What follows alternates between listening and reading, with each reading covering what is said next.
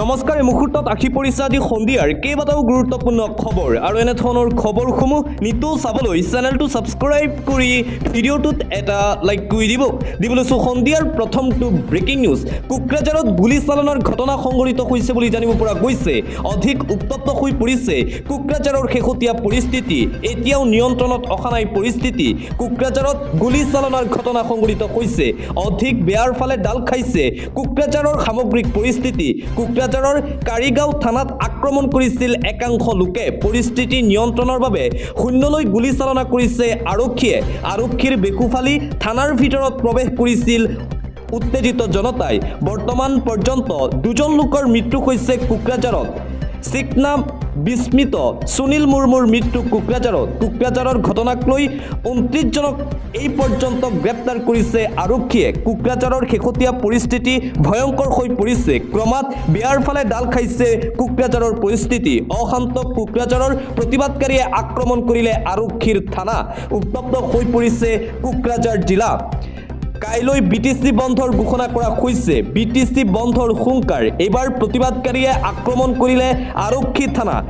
বিৰসা commando ফৰ্চৰ দুটাকৈ অস্থায়ী camp জ্বলাই দিলে প্ৰতিবাদকাৰী জনতাই জ্বলাই দিয়া হ'ল বিৰসা মুণ্ডা সাংস্কৃতিক ভৱন জ্বলাই দিয়া হ'ল কেইবাখনো ব্যৱসায়িক প্ৰতিষ্ঠান কোকৰাঝাৰত সোমবাৰৰ ঘটনাক লৈ ক্ৰমাৎ ভয়ংকৰ হৈ পৰিছে পৰিস্থিতি অধিক উত্তপ্ত পৰিস্থিতিৰ মাজতেই হাগ্ৰামা মহিলাৰীৰ কনভয় আবদ্ধ হৈ পৰিছে হাগ্ৰামা মহিলাৰীৰ বাহন আবদ্ধ কৰি তীব্ৰ প্ৰতিবাদ সাব্যস্ত কৰিছে ৰাজপথলৈ ওলাই আহিল শ ৰাইজ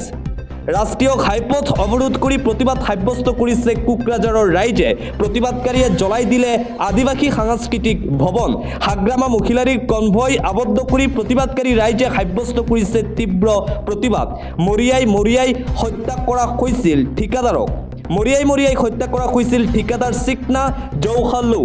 ঘটনা সন্দৰ্ভত 18 জনক যোৱাকালি গ্ৰেপ্তাৰ কৰা হৈছিল আৰু আজি 29 জনক গ্ৰেপ্তাৰ কৰিছে আৰক্ষীয়ে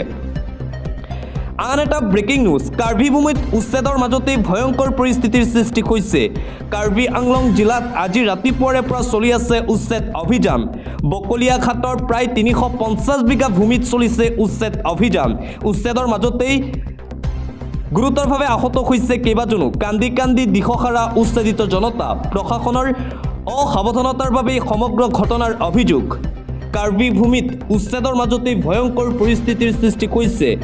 বকলিয়া ঘাটৰ প্ৰায় 350 বিঘা ভূমিত আজি ৰাতিপুৱাৰে পৰা প্ৰশাসনে চলাই আছে বলডজাৰ উচ্ছেদ চলি থকাৰ মাজতেই এজন উচ্ছেদিত লোকৰ ভৰি ভাঙি গৈছিল তাৰ পিছতেই ক্ৰমাৎ অধিক উত্তপ্ত হৈ পৰিছে পৰিস্থিতি আৰু আনপিনে নামঘৰতো চলিল প্ৰশাসনৰ বলডজাৰ কাৰ্বি ভূমিত ধাৰাবাহিকভাৱে চলিব উচ্ছেদ অভিযান কাৰ্বি ভূমিত ধাৰাবাহিক ৰূপত চলি আছে উচ্ছেদ অভিযান বছৰ পুৰণি নামঘৰত চলিল প্ৰশাসনৰ বলডজাৰ ভাঙি লণ্ডভণ্ড শংকৰদেৱ সমাজৰ কাৰ্বি আংলং জিলাৰ এটি নামঘৰ পুৱাৰে পৰা কাৰ্বি ভূমিৰ 350 বিঘা ভূমিত চলি আছে উচ্ছেদ চৰকাৰী ভূমিত বসবাস কৰা 2159টা পৰিয়ালক উচ্ছেদ নামঘৰ ভঙাক লৈ ব্যাপক প্ৰতিক্ৰিয়া সমগ্ৰ অঞ্চলবাসীৰ কাৰ্বি ভূমিত ৰাতিপুৱাৰে পৰা প্ৰশাসনে আৰম্ভ কৰিছিল এই উচ্ছেদ অভিযানত ভাঙি পেলোৱা হ'ল পুৰণি নামঘৰ আৰু আনপিনে মুছলমান লোকৰ পবিত্ৰ মছজিদতো চলিল উচ্ছেদ বলডজাৰ চলাই ভাঙি পেলোৱা হ'ল কাৰ্বি আংলঙৰ জুম্মা মছজিদ বলডজাৰৰ শব্দত কঁপি উঠিছে সমগ্ৰ কাৰ্বি ভূমি বেদখলকাৰী ৰাইজৰ মাজত হাহাকাৰ পৰিস্থিতিৰ সৃষ্টি হৈছে বলডজাৰৰ শব্দত কঁপি উঠিছে সমগ্ৰ কাৰ্বি ভূমি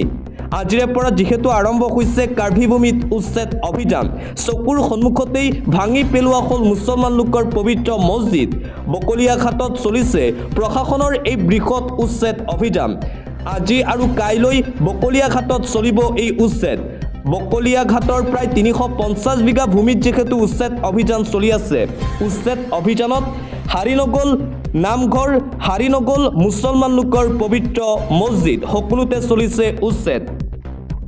দিবলৈছো এটা গুৰুত্বপূৰ্ণ খবৰ বিজেপিক উপৰাবলৈ সাজু বিৰোধী আজিৰে পৰা আৰম্ভ কংগ্ৰেছৰ বিশেষ কাৰ্যসূচী সমাগত 2026 চনৰ বিধানসভা নিৰ্বাচনৰ বাবে তৎপৰ হৈ পৰিছে বিৰোধী দল 26ত বিজেপি চৰকাৰৰ উপৰাবলৈ যুদ্ধকালীন প্ৰস্তুতি দেখিবলৈ পোৱা গৈছে কংগ্ৰেছ দলৰ নিৰ্বাচনী ৰণদংকা বজাবলৈ আজি অসমলৈ আহিল AICCৰ নেতৃত্ব বিজেপিক পৰাভূতৰ লক্ষ্যৰে আজিৰে পৰা কংগ্ৰেছে আৰম্ভ কৰিব আনুষ্ঠানিক নিৰ্বাচনী প্ৰচাৰ DK শিৱকুমাৰ ভূপেন বাঘেল বন্ধু তিৰ্কি জিতেন্দ্ৰ সিং গৌৰৱ গগৈৰ নেতৃত্বত চলিব এই কাৰ্যসূচী 21 জানুৱাৰীৰ পৰা ৰাজ্যৰ 6 স্থানত কংগ্ৰেছে অনুষ্ঠিত কৰিব গুৰুত্বপূৰ্ণ বৈঠক ইতিমধ্যেই জিলা কমিটি ব্লক মণ্ডল আৰু বুথ কমিটিসমূহৰ বাবে মাণ্ডলিক দলীয় অভিৱৰ্তন অনুষ্ঠান কৰাৰ নিৰ্দেশনা জাৰি 21 আৰু 28 জানুৱাৰীলৈ পৰ্যায়ক্ৰমে ৰাজ্যৰ বিভিন্ন স্থানত অনুষ্ঠিত হ'ব কংগ্ৰেছৰ এই গুৰুত্বপূৰ্ণ বৈঠকসমূহ 26ৰ নিৰ্বাচনৰ বাবে এতিয়া সাজু কংগ্ৰেছ দল পৰৱৰ্তী খবৰ কংগ্ৰেছৰ এটা সমষ্টিৰ বাহিৰে আমি যিবোৰ সমষ্টিত সোমাইছো আটাইবোৰ AIUDFৰ দখলত থকা সমষ্টি ধিং বিলাসীপাৰা দলগাঁও এইবোৰটো কংগ্ৰেছৰ দখলত নাই ৱাজেদ দাদাৰ সমষ্টিলৈ যোৱাৰ কাৰণ তাত সাংঘাতিক এন্টি ইনকামবেন্সি আছে আমি নগলে AIUDF সোমাই দিব আমি কতো কংগ্ৰেছৰ বিৰুদ্ধে একো কথা কোৱা নাই আমি মুঠতে বিজেপিৰ সহযোগী বিজেপিৰ বি টিম AIUDFক শূন্যলৈ নমাই আনিব লাগিব 26ৰ নিৰ্বাচনত 26ৰ নিৰ্বাচন সন্দৰ্ভত আজি এইদৰে মন্তব্য কৰে ৰাইজৰ দলৰ সভাপতি অখিল গগৈয়ে পৰৱৰ্তী খবৰ ফুটুকাৰ ফেনত মুখ্যমন্ত্ৰীৰ নিকা নিযুক্তিৰ দাবী সচিবালয়ত গোপনে নিযুক্তি দিয়া হৈছে ফুটকাৰ ফেনলৈ পৰিণত মুখ্যমন্ত্ৰীৰ নিকা স্বচ্ছ নিযুক্তিৰ দাবী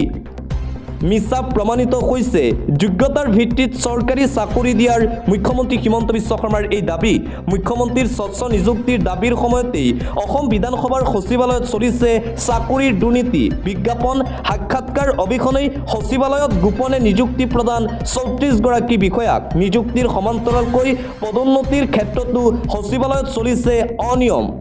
চাকৰিৰ মাত্ৰ 1.5 বছৰতে এগৰাকী অবৰ সচিবক কৰা হ'ল উপ সচিব পদলৈ পদোন্নতি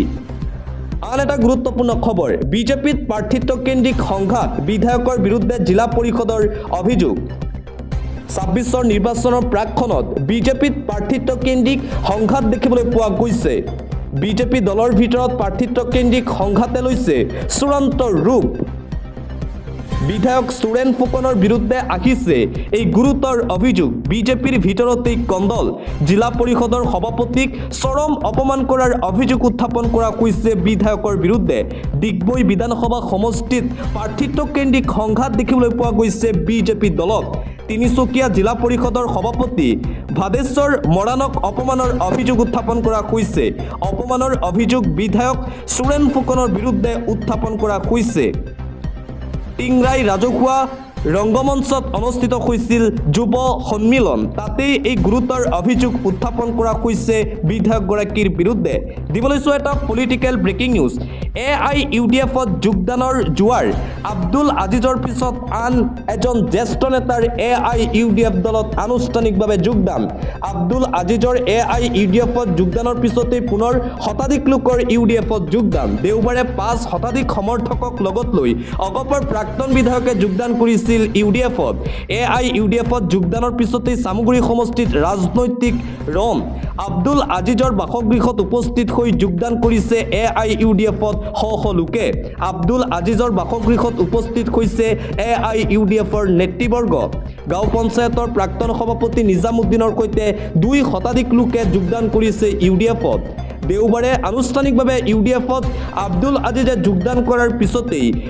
AIUDFৰ এতিয়া শক্তি দেখিবলৈ পোৱা গৈছে 26ৰ বিধানসভা নিৰ্বাচনক লৈ এতিয়া সম্পূৰ্ণৰূপে সাজু হৈ পৰিছে মৌলানা বদৰুদ্দিন আজমলৰ UDF দল আন এটা ব্ৰেকিং নিউজ এপেক্স বেংকৰ কোটি টকীয়া কেলেংকাৰী ফাদিল অভিযুক্ত ৰাজেশ বাজাজৰ ঘৰত CBIৰ অভিযান দেখিবলৈ পোৱা গৈছে গুৱাহাটীৰ হৰুমটৰিয়াৰ ঘৰত অভিযান CBIৰ দলৰ এপেক্স বেংকৰ পৰা এটা চক্ৰৰ জৰিয়তে ৰাজেশ বাজাজে লৈছিল 20 কোটি টকাৰ ঋণ 20 কোটি টকাৰ কেলেংকাৰী পৰৱৰ্তী সময়ত ঋণৰ ধন ঘূৰাই দিয়া নাছিল বেংক কৰ্তৃপক্ষই এপেক্স বেংকৰ কোটি টকীয়া কেলেংকাৰী এইবাৰ পোহৰলৈ আহে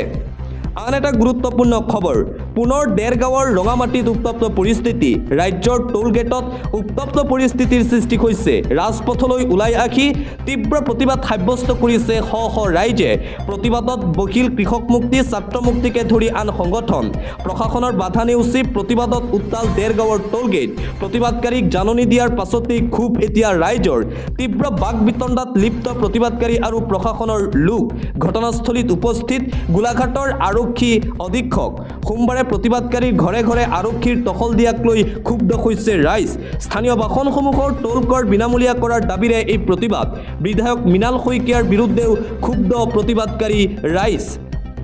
এটা ভাল খবৰ 1250 টকা নহয় 8000 টকাকৈ পাব অৰুণোদয় আঁচনিৰ হিতাধিকাৰীসকলে ৰাজ্যৰ লাখ লাখ অৰুণোদয় আঁচনিৰ হিতাধিকাৰীলৈ এটা ভাল খবৰ 1250 টকা নহয় 8000 টকাকৈ পাব অৰুণোদয় আঁচনিৰ হিতাধিকাৰীয়ে ডাঙৰ ঘোষণা কৰিছে মুখ্যমন্ত্ৰী শৰ্মায়ে প্ৰতিগৰাকী অৰুণোদয় আঁচনিৰ হিতাধিকাৰীয়ে পাব 8000কৈ টকা 20 ফেব্ৰুৱাৰীত 8000 টকাকৈ লাভ কৰিব অৰুণোদয় আঁচনিৰ হিতাধিকাৰীৰ বেংক একাউণ্টত জমা হ'ব এই ধনৰাশি ৰাজ্যৰ 37 লাখ মহিলাই পাব 8000 টকাকৈ বহাগ বিহুৰ আগতীয়া উপহাৰ অৰুণোদয় আঁচনিৰ হিতাধিকাৰীলৈ জানুৱাৰীৰ পৰা এপ্ৰিললৈ অৰুণোদয়ৰ ধন 5000 টকা লাভ কৰিব একেলগে 4 মাহৰ ধন লাভ কৰিব অৰুণোদয় আঁচনিৰ হিতাধিকাৰীয়ে আৰু বিশেষ বিহু উপহাৰ হিচাপে 3000 টকা লাভ কৰিব হিতাধিকাৰীয়ে ৰাজ্যৰ লাখ লাখ অৰুণোদয় আঁচনিৰ হিতাধিকাৰীসকলক লৈ এই ভাল খবৰ দিছে ৰাজ্যৰ মুখ্যমন্ত্ৰী ডক্টৰ হিমন্ত বিশ্ব শৰ্মাই